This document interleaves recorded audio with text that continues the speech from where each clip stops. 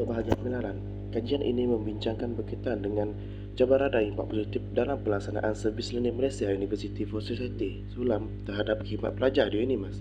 Kajian ini dijalankan bertujuan untuk mengkaji isu permasalahan yang dihadapi oleh pelajar dalam mewujudkan kerjasama dengan komuniti luar, menganalisis faktor-faktor yang menyebabkan kekurangan komunikasi antara pelajar dengan komuniti luar dan juga mengkaji langkah-langkah berkesan untuk menangani permasalahan yang berlaku.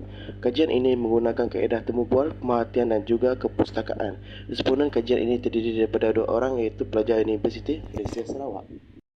Untuk latar belakang kajian, kajian ini dijalankan adalah bertujuan untuk mengetahui isu permasalahan yang dihadapi oleh para pelajar dalam mewujudkan kerjasama dengan komuniti luar serta bertujuan untuk menganalisis faktor yang menyebabkan kurangnya komunikasi antara para pelajar dengan komuniti luar.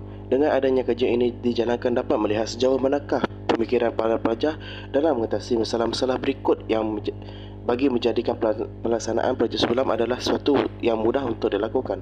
Menurut Pelan Pembangunan Pendidikan Malaysia 2015 hingga 2025 menyatakan sulam merupakan singkatan bagi Servis Learning Malaysia University for Society. Servis Learning Malaysia University for Society Sulam ini merupakan satu pembelajaran yang menggabungkan 3 pecahan yang merangkumi akademik, penglibatan komuniti dan pengalaman praktikal pelajar. Menurut Foucault pada tahun 2001 menyatakan bahawa pembelajaran sulam ialah pelajaran berasaskan pengalaman yang menyepadukan praktikal pengalaman dalam kurikulum akademik. Untuk bahagian ini, isu yang terdapat dalam kajian pengkaji adalah terdapat cabaran dalam mewujudkan kerjasama dengan pihak komuniti luar. Ini turut disokong oleh Salam ETAL 2019 dan Nishimura dan Yokote pada tahun 2020. Isu kedua adalah kurang komunikasi antara pihak pelajar dan juga komuniti luar. Ini turut disokong oleh Morin pada tahun 2019. Antara persoalan kajian yang berbangkit adalah apakah cabaran-cabaran yang dihadapi oleh para pelajar untuk mewujudkan kerjasama dengan komuniti luar. Yang kedua pula adalah apakah faktor yang menyebabkan pelajar kurang komunikasi dengan komuniti luar. Dan yang ketiga adalah apakah langkah-langkah yang perlu diambil oleh para pelajar untuk menangani masalah tersebut. Bagi objektif kajian adalah untuk mengkaji isu permasalahan yang dihadapi oleh pelajar dalam mewujudkan kerjasama dengan komuniti luar. Kedua adalah untuk mengkaji menganalisis faktor-faktor yang menyebabkan kurangnya komunikasi antara pelajar dengan komuniti luar. Dan ketiga adalah untuk mengkaji langkah-langkah berkesan bagi menangani permasalahan yang berlaku. Untuk bahagian kepentingan kajian adalah untuk melihat sejauh manakah projek sulam ini memberi impak positif pada para pelajar dalam mewujudkan peluang untuk membantu mengatasi permasalahan atau beban yang dialami oleh pihak komuniti. Sulam menggunakan pendekatan yang lebih menarik dalam membantu dengan pencapaian dan perkongsian maklumat atau ilmu bagi menyelesaikan suatu persoalan dalam kalangan masyarakat komuniti. Kajian ini memainkan peranan penting memberikan persekitaran dan suasana baharu mengenai projek sulam. Untuk bahagian kerangka konseptual, menurut Huda ETAL pada tahun 2018, tinjauan literatur yang sistematik kepimpinan berasaskan sivik daripada perspektif pembelajaran perkhidmatan projek sulam. Penemuan mencadangkan 3 teras iaitu perancangan strategik, projek pelibatan komuniti, kemahiran berfikir kreatif dan profesional dalam kepimpinan berpengalaman dan penyelesaian masalah. Yang kedua pula adalah Salam ETAL pada tahun 2019. Kajian ini menyediakan komprehensif semakan pembelajaran sulam dalam pendidikan tinggi. Dapatan menunjukkan bahawa pelajaran sulam memberikan manfaat kepada yang berkaitan pihak berkepentingan sebagai kebanyakan disiplin telah menggabungkan pembelajaran perkhidmatan ke dalam strategi pedagogi pelajar. Untuk bahagian pendekatan kajian, terdapat beberapa kaedah metodologi yang akan digunakan untuk mendapatkan maklumat, contohnya bahan-bahan bacaan yang berbentuk ilmiah, artikel, analisa dan juga buku-buku. Pengkaji menggunakan 2 jenis sumber data iaitu sumber data premier dan juga sumber data sekunder. Sumber data premier merangkumi kerja lapangan di mana pengkaji akan menemu buah sebilangan responden daripada pelajar UNIMAS sendiri untuk mendapatkan maklumat lebih terperinci berkaitan dengan kajian pengkaji. Sumber data sekunder pula adalah di mana pengkaji akan menggunakan rujukan bahan ilmiah sama ada menggunakan berbentuk atas talian ataupun berbentuk buku sebagai rujukan. Untuk bab 2, transformasi kaedah pengajaran dan pembelajaran menerusi pendekatan Service Learning Malaysia University for Society iaitu SULAM. Menurut kepada artikel Borneo Daily Bulletin yang ditulis oleh Stringer pada tahun 2020 menyatakan bahawa Kementerian Pengajian Tinggi KPT telah memperkenalkan Service Learning Malaysia University for Society sebagai inisiatif transformasi kaedah PDP. Konsep SULAM yang dilancarkan pada tahun 2019 adalah satu proses pembelajaran di mana ini adalah berasaskan kepada perkhidmatan menghubungkaitkan hasil pembelajaran khusus dan membawa ilmu yang dipelajari dalam bentuk teoretikal ke dalam konteks realiti sebenar. Penerapan konsep SULAM dalam sistem PDP khusus semakin giat dilaksanakan. Para pelajar mengikut kepada kumpulan mereka telah memberi kerjasama dengan berbagai agensi atau industri untuk memberi perkhidmatan berbentuk latihan digital kepada komuniti-komuniti yang memerlukan. Komuniti ini termasuklah kumpulan pelajar dan perniagaan kecil di luar bandar, komuniti ekopelancongan, wakil-wakil pemimpin dan juga kesatuan sekerja. Untuk bahagian pelaksanaan projek SULAM, menurut Salam ETL pada tahun 2019 menyatakan bahawa projek SULAM mempunyai banyak kelebihan namun projek SULAM ini mempunyai cabaran dalam pelaksanaannya. Ia didapati bahawa perkhidmatan pelaksanaan pembelajaran di universiti mungkin terbantu sekiranya ekosistem universiti gagal berfungsi secara sinergi untuk menyokong komunikasi antara para pelajar dengan juga komuniti luar. Menurut Hockmeyer dan Leng pada tahun 2020 menyatakan bahawa Service Learning Malaysia University for Society membangunkan kemahiran hidup dan meningkatkan akademik, pencapaian dan bertanggungjawab sibik dalam kalangan pelajar. Pelajar yang menyertai perkhidmatan pembelajaran cenderung untuk memperoleh kemahiran hidup seperti refleksi mendalam dan penyelesaian masalah. Untuk yang seterusnya adalah pembelajaran SULAM. Kementerian Tinggi Pendidikan baru-baru ini telah merangka satu set garis panduan kebangsaan mengenai pelaksanaan pembelajaran perkhidmatan di Universiti Malaysia iaitu dikenali sebagai SULAM. Pembelajaran perkhidmatan Malaysia Universiti untuk masyarakat. Beberapa universiti di negara ini juga telah mencipta set khusus mereka sendiri garis panduan pembelajaran perkhidmatan yang dianggap lebih sesuai kepada konteks tertentu mereka. Menurut Jabatan Pengajian Tinggi pada tahun 2019 menyatakan bahawa pembelajaran SULAM merupakan usaha yang diiktiraf sebagai misi ketiga untuk universiti di seluruh negara. Beberapa universiti di negara ini juga telah mencipta set khusus mereka sendiri garis panduan pembelajaran perkhidmatan yang dianggap lebih sesuai dengan konteks tertentu mereka. Ini selari dengan kajian yang dijalankan oleh McKinsey, Henke dan Comfort pada tahun 2019 dan penegasan selanjutnya bahawa strategi pembelajaran perkhidmatan harus bertujuan untuk mewujudkan persekitaran mampan untuk kerjasama antara universiti dan juga masyarakat. Cabaran dalam pelaksanaan projek SULAM. Antara cabaran pertama adalah cabaran kepada pelajar. Cabaran utama yang dikenal pasti daripada pengalaman pelajar ialah kekurangan sebarang berkaitan rapat antara apa yang telah dipelajari dalam bilik derajah dan apa yang perlu disanakan dalam situasi praktikal. Kebanyakan pelajar tidak tahu tentang keberkesanan menjalankan projek SULAM pembelajaran perkhidmatan mereka. Kebanyakan mereka menjawab bahawa mereka melakukan tidak tahu strategi atau mempunyai kemahiran yang mencukupi untuk mengaplikasikannya. Dan untuk cabaran kedua adalah kekurangan sokongan strata. Satu lagi cabaran penting yang dikenal pasti adalah kekurangan strata sokongan berhubungan dengan tenaga kerja tambahan, masa, wang dan perancangan. Walaupun kebanyakan institusi menghadapi masalah kewangan, pihak pengurusan atasan mesti mencari alternatif bermakna untuk mempengaruhi pihak berkepentingan dan pemain industri lain untuk menyumbang untuk kejayaan pelaksanaan projek SULAM. Ramai ahli akademik enggan menjalankan aktiviti ini kerana ia memerlukan banyak masa dalam merancang dan menyampaikan projek dan juga melibatkan kewangan. Untuk cabaran yang ketiga pula adalah berkaitan dengan perhubungan dengan masyarakat. Bukan mudah untuk mendapatkan kerjasama daripada komuniti yang disasarkan. Para pelajar perlu bekerja dengan bijak dan gigih untuk mendapatkan potensi komuniti untuk mengambil bahagian dalam projek SULAM ini. Cabaran juga wujud apabila tarikh pelaksanaan tidak boleh digubah kerana kekangan masyarakat dan ini akan bertembung dengan pembelajaran akademik yang lain. Tambahan juga projek SULAM yang memerlukan pembiayaan untuk pembelajaran perkhidmatan dilaksanakan menimbul masalah lanjut dalam beberapa kes seperti yang dapat dilihat dalam pandangan yang dinyatakan oleh pelajar itu sukar untuk mendapatkan penunjang utama apabila projek ini melibatkan luar bandar komuniti dan pelajar berlumba dengan masa untuk mendapatkan dana yang mencukupi untuk menganjurkan projek SULAM itu. Untuk bab 3, metodologi kajian.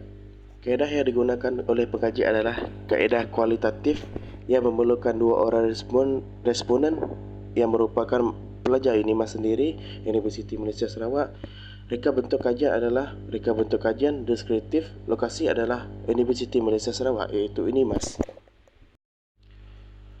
Antara pendekatan dan kaedah kajian yang digunakan oleh pengkaji adalah kajian literatur, kajian kerja lapangan, tesis, pemerhatian kepustakaan, laman sesawan dan juga penganalisis data. Untuk bahagian instrumen dan pendekatan kajian, antaranya adalah temu bual, iaitu temu bual separa berstruktur. Temu bual separa berstruktur adalah sejenis temu bual gabungan daripada temu bual berstruktur dan temu bual tidak berstruktur, di mana pengkaji hanya bertanya beberapa soalan yang telah ditetapkan, manakala soalan selebihnya tidak dirancang dengan terlebih dahulu. Soalan temu bual ini juga bersifat terbuka dan pada masa yang sama memberi maklumat masih berpandukan dengan soalan. Informan yang akan terlibat dalam temu bual ini adalah mempunyai pengalaman dalam projek sulam, iaitu Emily Udu Adi dan Anis Sahira Dahiri. Untuk bab 4, dapatan data untuk objektif pertama adalah isu permasalahan yang dihadapi oleh pelajar dalam mewujudkan kerjasama dengan komuniti luar. Informan menyatakan cabaran-cabaran yang wujud dalam mewujudkan kerjasama dengan komuniti luar adalah mewujudkan komunikasi dengan pihak komuniti luar. Perkara ini turut disokong oleh Murin pada tahun 2009, menegaskan bahawa masalah utama dalam kalangan pelajar ialah kurangnya komunikasi penting antara para pelajar dengan komuniti luar. Semasa dalam projek dahulu, pihak komuniti luar sememangnya susah untuk dihubungi atas faktor kesibukan organisasi seni SIFA, tambahan pula dengan kes pandemik COVID-19 yang melanda dunia. Informan menyatakan bahawa mereka selalunya berhubungan dengan pihak komuniti luar pada sebelah malam. Cabaran lain yang dihadapi oleh pelajar iaitu menarik minat audien untuk hadir ke webinar yang dijalankan bersempena dengan projek sulam yang dijalankan. Informan menyatakan bahawa faktor kekangan masa yang dihadapi oleh pelajar menyebabkan pelajar kesukaran untuk menghadapi webinar yang dijalankan. Perkara ini turut disokong oleh Kamarul Bait pada tahun 2021, menyatakan bahawa setiap tugasan mempunyai masa penghantaran yang telah ditetapkan, menyebabkan ramai pelajar terpaksa mengejar masa tersebut. Ini yang menyebabkan kebanyakan webinar yang dijalankan kurang sokongan daripada pihak pelajar sendiri. Untuk objektif yang kedua, faktor-faktor yang menyebabkan kurangnya komunikasi antara pelajar dengan komuniti luar. Berdasarkan kepada dapatan kajian yang diperoleh daripada hasil temu bual bersama, informan menyatakan bahawa kurangnya komunikasi bersama komuniti luar ini berpunca daripada kesibukan pihak komuniti luar yang menyebabkan kepada kurangnya komunikasi antara pelajar dengan komuniti luar ini. Kami sebagai pelajar tidak boleh untuk memaksa pihak luar atas sebab perlu menghormat masa-masa mereka. Tambahan juga, pelajar sememangnya selalu menghubungi organisasi tersebut untuk mengadakan perbincangan, namun selalu ditangguhkan oleh pihak luar kerana mereka terlampau banyak dengan program yang perlu dilaksanakan. Jadinya para pelajar hanya mencuri masa mereka hanya pada waktu malam sahaja, di mana pihak tersebut hanya meluangkan masa mereka pada waktu malam sahaja. Faktor lain yang menyebabkan kepada kurangnya komunikasi ini adalah daripada halangan sikap. Hal ini dikatakan demikian kerana kebanyakan kaki tangan yang terdapat dalam organisasi tersebut selalunya menangguh atau enggan berkomunikasi dengan para pelajar. Perkara inilah yang menyebabkan banyak masalah yang wujud antara pelajar dengan komuniti luar. Dalam pada itu, pelajar juga tidak dapat untuk terlalu mengganggu komuniti luar dengan menghubungi pihak mereka berkali-kali. Para pelajar terpaksa menunggu respon yang baik daripada pihak luar sahaja. Untuk objektif yang ketiga, langkah-langkah berkesan bagi menangani permasalahan yang berlaku.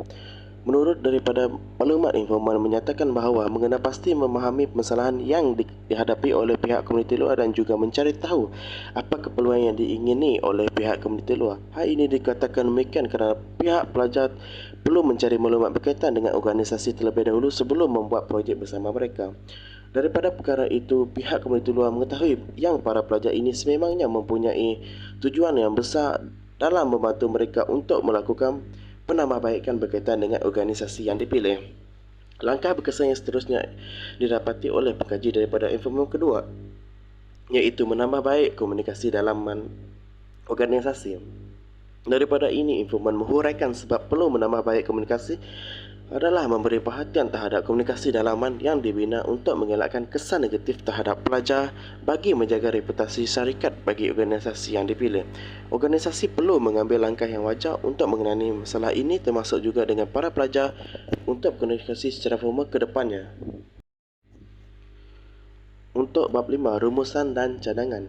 Cadangan kepada institusi pengajian tinggi menyuntik elemen sulam dalam kurikulum program pengajian prasiswaza. Pengaji mencadangkan kepada pihak institusi pengajian tinggi agar pihak IPT membuat semakan terhadap kurikulum agar terdapat elemen sulam di dalamnya. Hal ini dikatakan demikian kerana untuk membangun sistem sokongan sulam yang memerlukan gabung daripada pelbagai institusi pengajian tinggi dalam pelaksanaan projek sulam supaya dapat membangunkan komuniti dengan menghasilkan impak yang lebih berkesan dan juga menyeluruh. Untuk cadangan yang kedua pula adalah menggalakkan sumbangan dan kerjasama. Pekaji mencadangkan agar pihak institusi pengajian tinggi menggalakkan sumbangan dan kerjasama oleh pihak agensi, syarikat-syarikat korporat dan badan bukan kerajaan NGO dalam pelaksanaan projek sulam dengan lebih berkesan.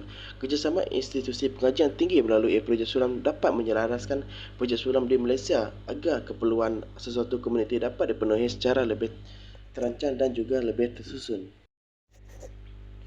Untuk cadangan kepada pengkaji masa depan, faktor penglibatan pelajar dalam pembelajaran sulam di UNIMAS. Pendidikan mengkaji kajian ini dilaksanakan untuk melihat sejauh manakah pelibatan pelajar terhadap pembelajaran sulam di UNIMAS dengan lebih lanjut. Pendidikan masa depan yang akan datang perlu mengkaji bagaimana faktor berkenaan mampu meningkatkan prestasi pelajar terhadap kurikulum mereka. Untuk cadangan yang seterusnya adalah mengkaji teknik dan kaedah pelaksanaan subjek pembelajaran Service Linear Malaysia University for Society, iaitu sulam. Penyelidik juga mencadangkan kepada penyelidik pada masa yang akan datang boleh mengetahui kaedah atau amalan yang digunakan oleh pensyarah-pensyarah yang terlibat dengan subjek pembelajaran sulam ini. Daripada hasil kajian ini mampu membantu penyelidik pada masa depan untuk mencadangkan kepada pihak berkepentingan dalam melaksanakan proses pembelajaran menggunakan kaedah atau teknik yang bersesuaian dengan kehendak pelajar. Untuk bahagian kesimpulan pula, dalam bab 1, penyidikan terlebih dahulu membincangkan mengenai pengenalan serta latar belakang yang berkaitan dengan pelaksanaan kajian oleh pengkaji. Dalam bab 2 pula, penyidikan telah melakukan sorotan kesusastraan dengan mencari beberapa maklumat daripada pelbagai sumber untuk menjadikan penulisan ilmiah berkenaan dengan kajian. Dalam bahagian 3, penyidikan menerangkan kaedah-kaedah yang diaplikasikan untuk mengumpul sumber data serta menyediakan maklumat kepada pengkaji bagi kegunaan kajian. Dalam bab 4 pula, penyidikan telah menjalankan penganalisis setiap data yang diperoleh, seterusnya membincangkan hasil daripada dapatan kajian ini mengenai pengaruh persekitaran terhadap kualiti. Dalam bab 5 pula berkaitan dengan yang merupakan bab terakhir, penyidikan telah memperincikan mengenai keputusan analisa hasil daripada maklum balas improvement dalam temu bual untuk mengaitkan dapatan kajian selari dengan objektif kajian. Untuk kesimpulan penuh, jelaslah bahawa berdasarkan penyidikan yang dilaksanakan ini memperincikan keadaan sebenar dalam pelaksanaan projek sulam di UNIMAS. Oleh itu, penyidikan berharap dengan adanya kajian ini dilaksanakan mampu membantu pihak berkepentingan, misalnya pihak institusi pengajian tinggi, untuk mewujudkan kerjasama agar boleh melakukan tindakan sewajarnya dalam membantu pihak universiti, khususnya kepada para pelajar supaya mereka mampu untuk meningkatkan prestasi kurikulum masing-masing. Pada waktu yang sama, penyidikan yang dilaksanakan ini dapat dijadikan sebagai sumber rujukan untuk bakal penyelidik pada masa yang akan datang.